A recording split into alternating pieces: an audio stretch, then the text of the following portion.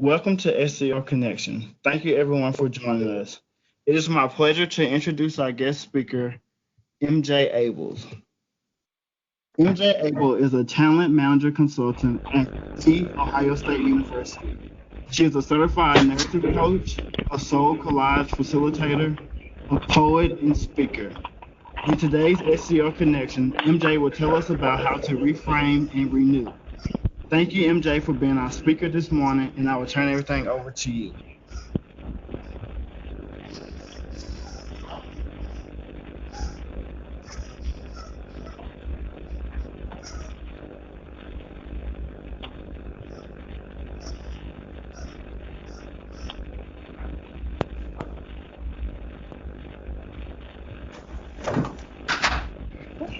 MJ, you should now have the ball. Thank you. Thank you, Edward. I also want to thank Brian Leaf, my colleague when he was at Ohio State, for inviting me to join you today. I'm excited to be here. I have loved books and libraries and learning since I was a little girl, and I admire your work. So I call this Reframe and Renew 2020 Reboot, since the challenges we face daily are different than ever before, and have become more and more layered. You are the first group to hear this new version, and I look forward to your messages and your questions in chat. You can chat to everyone, or if you want to chat something just to me, that's fine too. I invite you to settle in and open yourselves to new perspectives. My hope is that you leave with greater ease about some aspect of your life, intriguing questions to ask yourself, and tools and resources to practice reframing. Let's begin with thoughts. First, not all your thoughts are true just because you have them. Think about that. Let me know in the chat, what are some ways that you could have a thought and it's not true?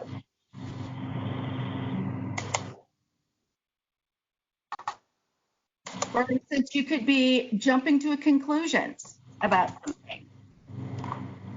You could be magnifying something. Feel free to type in the chat any way you might have thoughts that just might not be true. A thought is like a pair of sunglasses. You look at the world through sunglasses, things look different. Framing your thoughts is like taking off your sunglasses or putting on another pair with a different lens. You're asking, how can I look at this a different way? However, reframing is not looking at things through rose-colored glasses. Sometimes there is no bright side. It can be a meaningful, hopeful, or empowering perspective that we can find without denying facts. So here's some benefits that reframing can bring us.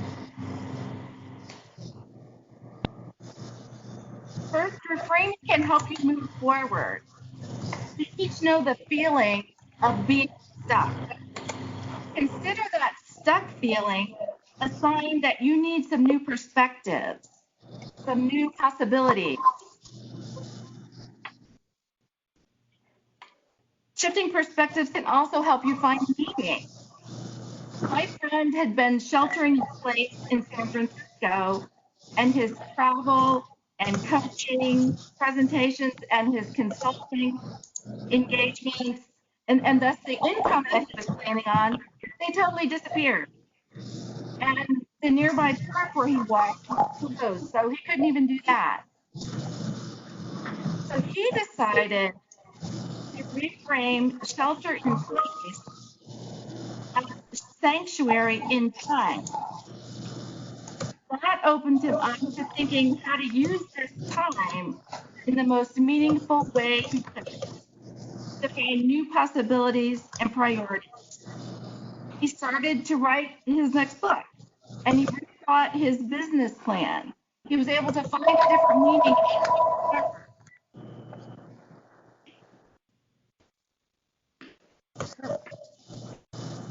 Hey, bud.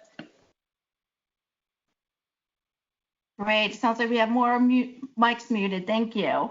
So I found my friend's approach very compelling. And last month, I created this soul collage card to hold my intention for a sanctuary in place for me during this time. And a soul collage card is a card that's made with pictures from books and magazines. I have a video on YouTube that Brian helped me create that explains more about it. But in terms of this sanctuary in place, kind of thinking that I have tried to lean on, I have never spent this much time at home. And I'm intrigued about what might surface if I take more quiet time during this time. If I sit with a cup of tea, and that orange piece in the upper right, that's from a box of my tea. So I'm wondering, like, what new ideas or projects might I pull up if I cast my net at this time? In my shifting perspective, you can also enhance your health. You can reduce your stress and free up energy. And when was the last time that you felt a little lighter? Do you find yourself having some nagging thoughts? Or are you perseverating on something that you need to let go of? Reframing can help you with that. And somebody asked about getting a link to the video. Sure, I can get you that, or I know Brian knows which. It's called The Girl Who Loved Scissors, and it's in YouTube. So I want to pause here so that you can think about something you would like to reframe. You can enter it in the chat, or you can make a note. You can start a whole list if you want. Even making that list can be helpful. This can be, excuse me, this can be anything you want. Is there an area in your life where you feel stuck and you want to move forward? Do you have a limiting belief? Are you telling yourself you will never achieve a certain goal? Or are you questioning yourself?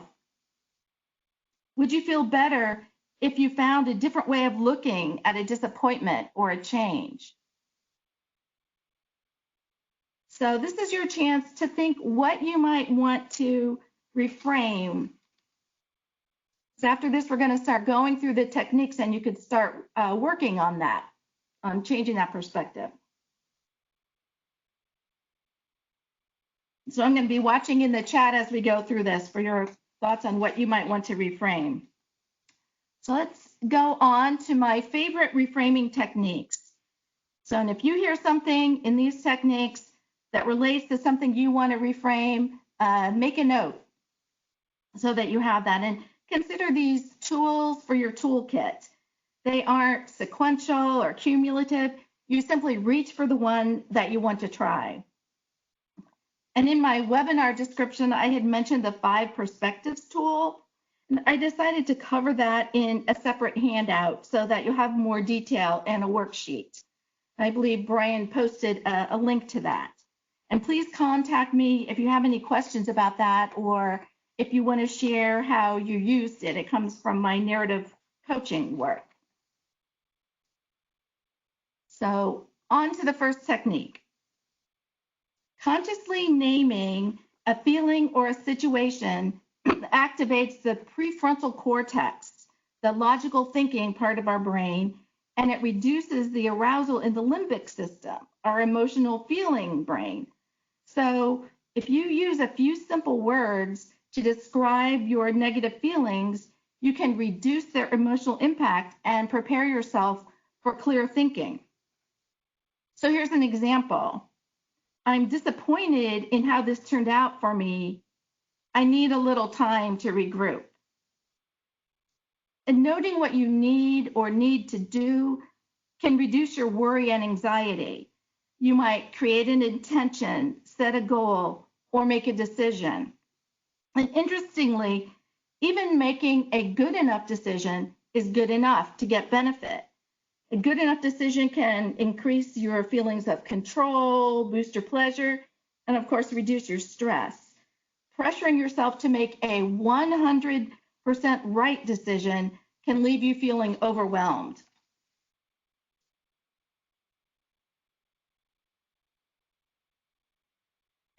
Here are some phrases to keep in your back pocket. Let me share the story behind the first one. It can be challenging for medical students and residents to go home for the holidays. They move from like being independent, for being a part of saving lives, to being back under their parents' roof. And I turned to a therapist for ideas, and she suggested that they consider this perspective, to just name it. You know, this is a reentry zone. Going to my parents is always complicated. I can be firm about what I need and still let them know I love them, and I'll have time for them during this visit. That combines reframing the situation as a reentry zone, which kind of helps you be ready for it, with stating what you need or need to do. So here's some more general examples. And this is why I have the chameleon figure. You may have situations where you think, I need to be adaptable here. I'm thinking chameleon. Have any of you had those times when you need your chameleon hat on or your chameleon skin on to just see what that situation is going to demand from you? Another idea is, these are murky waters for me. I'm going to really listen. I'll do my best. So reentry zones, murky waters, and the times you need to be a chameleon. Let's turn now to asking new questions. The goal here is to get really curious about what's going on and why you are thinking or reacting as you are. And this first question starts with a story. A Buddhist meditation teacher would begin his classes by putting a large piece of poster paper up and putting a small V on it. So what's this? He asked everyone. His students, by and large, said it was a bird. No, he told them, it's the whole sky with a bird flying through it. I mean, what a shift from a bird to seeing the whole sky. But I think we all know that feeling where we're fixated on something, some small thing, and we're losing that larger perspective. So here's that first question and some other great questions to shift your perspective. I want to give you time to read them and pick out one or two that really speak to you and type them in the chat, the ones that are resonating with you.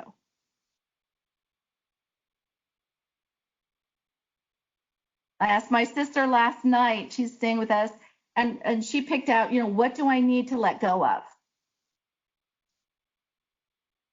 And what's working, what's not. Those were her favorites. I see in the chat we have another fan of, what do I need to let go of? What am I missing? Yes.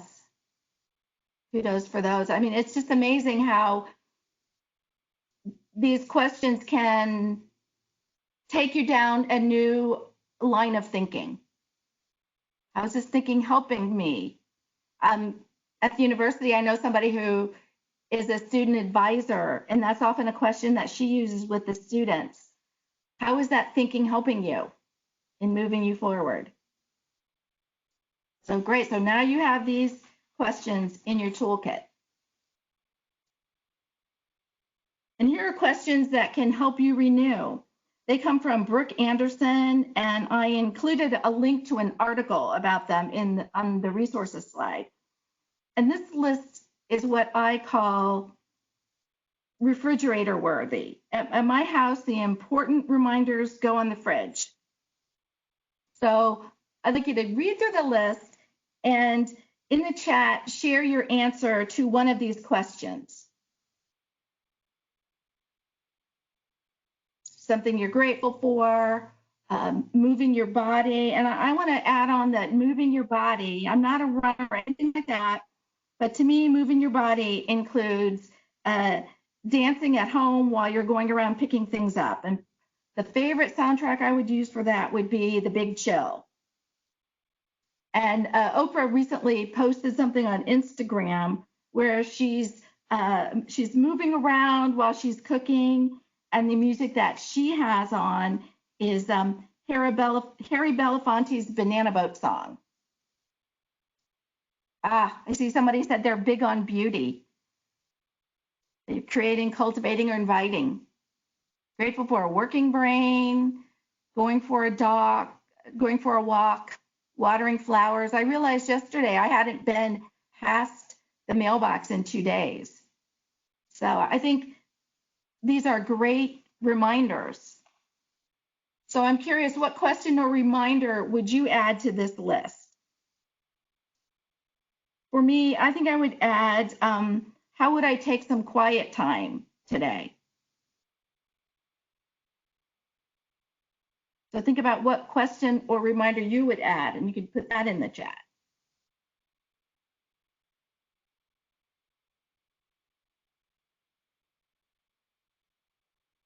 Somebody added, how can you make sure you don't overdo it today? That's a great one. That's a great one. Okay, let me tell you the story behind this next strategy. Some time ago, I had 2 boys under the age of 5, and I was expecting a 3rd child. And I was tired, and I was fretting over an ungrounded suspicion that this baby was not healthy. And I was worried that I didn't have the inner resources to handle that situation.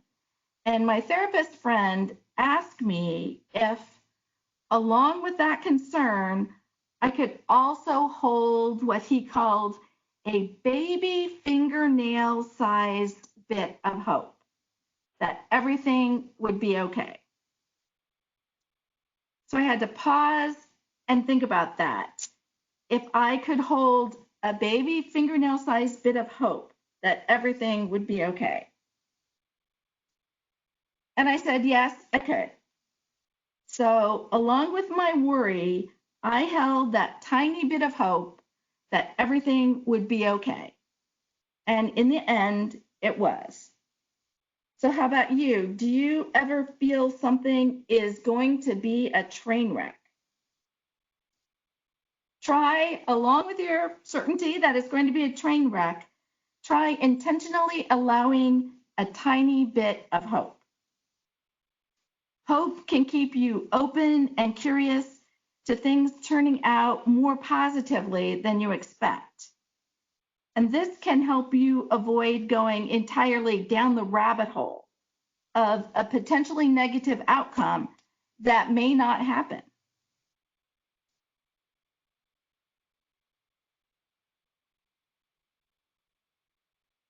Now, this next technique, the last one that I'm going to go over here, is drawn from the work of Brené Brown.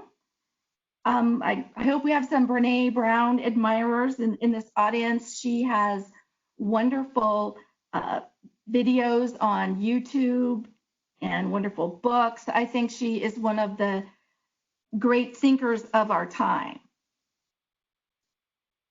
I see there are some I used to say Brené Brown fans, but now I say Brené Brown admirers because she is more fans. I felt didn't do her justice. So I am hoping someday to get to see her in person. And I was in an online class with her, and she took us through this activity. So Brené, in some of her books, particularly Daring Greatly, she talks about the arena where we show up in our lives, trying to be brave, trying to be the best person we can. This can be in the workplace, at home, in a relationship. We all have many arenas. So let's look at who's sitting in the different places of the arena and who is helping us and who is not. So in the cheap seats, you have the anonymous critics, those who criticize us, but they're not connected to our day-to-day lives. This could be ads, social media. It could be looks or comments that you see somebody give you in the grocery store or the airport. In a university workplace, I think of like the pecking order between staff and faculty as being kind of like that. So those are the cheap seats. So if a damaging message from the cheap seats has come to mind for you, type it in the chat, and I'll give you one of my examples. When I was in about 6th grade, I read in a magazine for teens that people who wear glasses should never wear bangs. And since I was very impressionable and I read this in the magazine, I thought that this was really great advice. And so I'm nearsighted. At that time I wore glasses, but I immediately started growing out my bangs and eventually pulled them aside. And I have kind of a high forehead, so I pulled them aside, and there's a picture of me with this large metal oval barrette. And I see that period as one of my most awkward periods. And this was just very unflattering. But I was listening to the cheap seats, and nobody was, I guess at that time I didn't think to ask anybody else if they thought that was true or if that was right for me. I just went with what I heard from the cheap seats. Some people also call this the peanut gallery. So let's move to the critic section.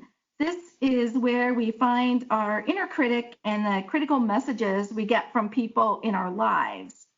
And these messages often revolve around comparison, scarcity, feeling that you're never enough or there'll never be enough, and also shame. But the support section includes the most important seats in the arena. These are where the people who have empathy for us sit. These are the people who want the best for us. They share our goals. They get us. And this is also where our self-compassion sits. And we don't often enough turn to our self-compassion. And the people in the support section and our self-compassion, these are the keys to overcoming what we hear from the other sections and finding the courage to show up and be seen and reframe some negative messages that we may be telling ourselves or hearing from other voices in our head. The important thing here is to be aware of what voices you're listening to, where they're coming from in the arena, and if they're helpful or not. So let me share a personal example of this. A few years ago, I applied to get into a graduate program in creative writing. And usually I write poetry, but I had taken a couple of nonfiction courses and I applied to get into that program. Well, I didn't get into the program. And at the time I didn't get in, I was also taking this course with Brene Brown. She asked us to sit down with a setback, a disappointment, and listen to what each area of the arena was saying to us. And I encourage you on your own to try that as an activity. So what I heard from the cheap seats about going to grad school in my 50s was, why would you want to do this at your age? And don't you already have one master's? That was what was running through my head. From the critics section, I could see the look on my family's face when they said, wait, tell me, now, you want to do this on top of everything else you're already involved in? And also the feeling, do you think you'd fit in? Most of the people in that program were like under 35.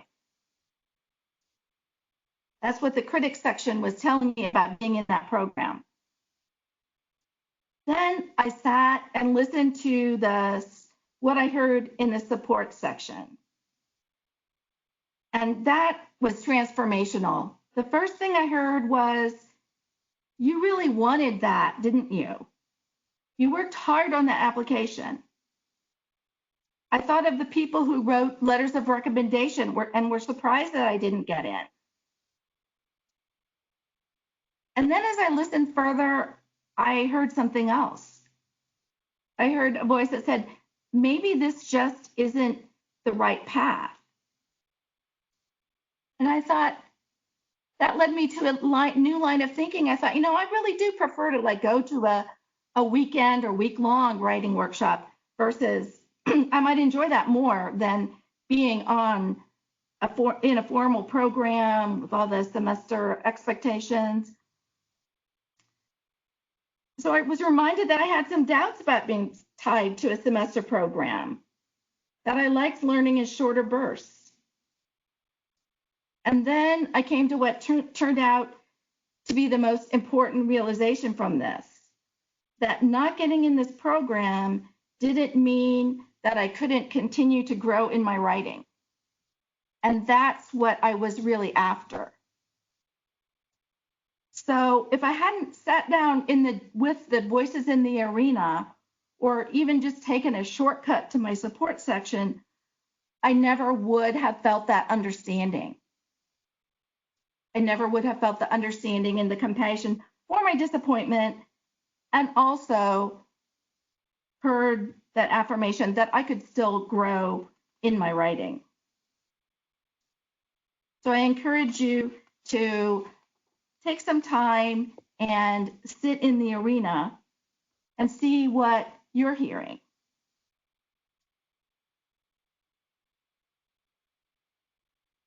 And I want to stop here for some Q&A. I have a couple more slides after this, but I would really love to hear your questions, your comments, what you have heard that you think would be helpful for you. And I also want to just recap out loud the list of techniques I shared. There's naming the situation and what you need, asking new questions, allowing that tiny bit of hope, and checking what voices you are listening to in the arena. And you have on your own the 5 perspectives tool to look at and try, which helps you generate multiple perspectives for something that you might be stuck on. Okay, so I welcome your questions and your comments at this point. If you can just put your question and comments into the chat, and I can read them to MJ. Louise said, I think it's important to reflect on times when we can be a support person, ways we give as well as receive. Oh, I think that is so true. Yeah, and I think it can be important to support people, and there are people that I feel like a mentor to them, even though they don't know that I think of it that way, but I just feel like I want to support them and help them develop their thinking and see their possibilities.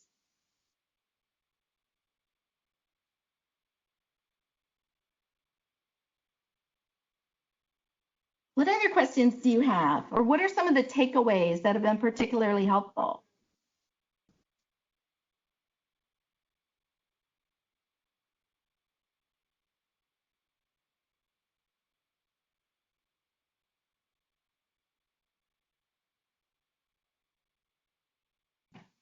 I'm curious, Edward, what's come to your mind? What's come to mind for you? Or did you have a favorite question? I like the slide with the quarantine slide. And they just having different perspectives in that way, and then also taking the tiny little piece of hope.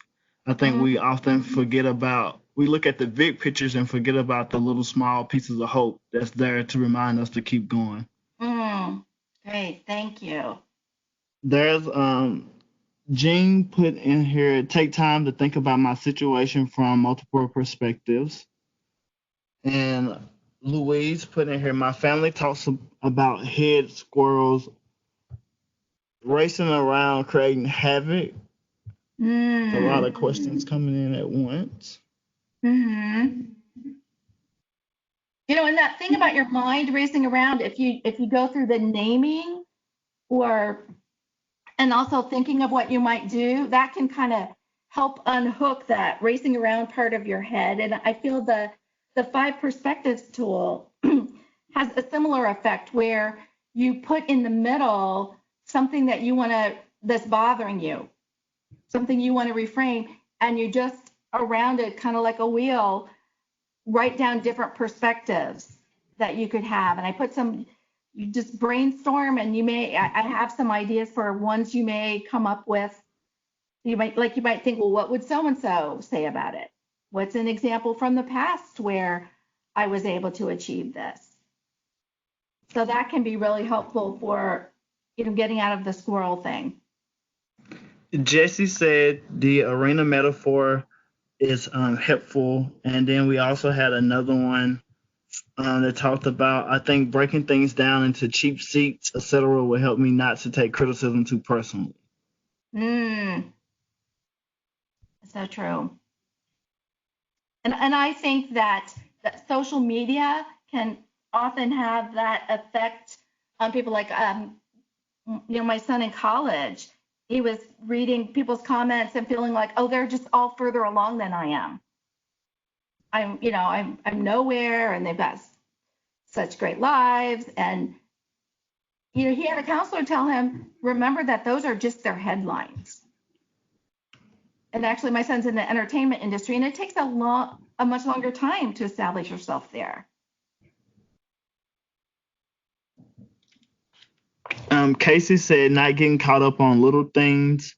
And Mary said, I really appreciate the technique of naming the situation and stating what I need. I have been doing this some, and it does help. That's great. Sometimes people ask the question, is this going to bother me in 3 months or 3 years?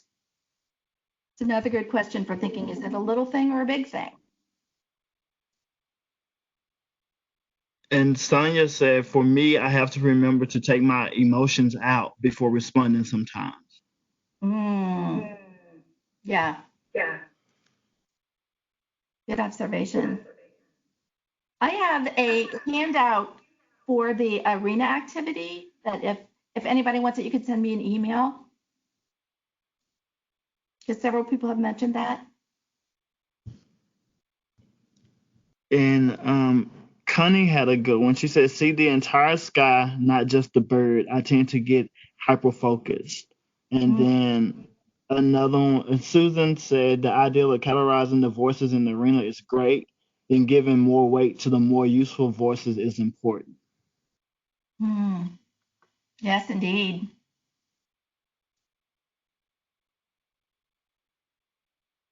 And I think in this time that we're in, one thing as we are giving each other more grace and kind of reframing some expectations. And that's been like part of the finding meaning for me, to be able to just feel that good feeling when somebody from work is saying, don't worry, I know it will take longer.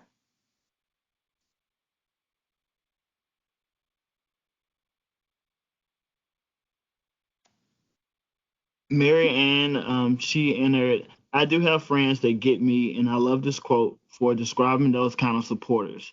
A friend is someone who knows the song in your heart and can sing it back to you when you have forgotten the words. Shania Twain. Oh, that's beautiful. Yeah, sometimes we need that friend, and sometimes we can be that friend.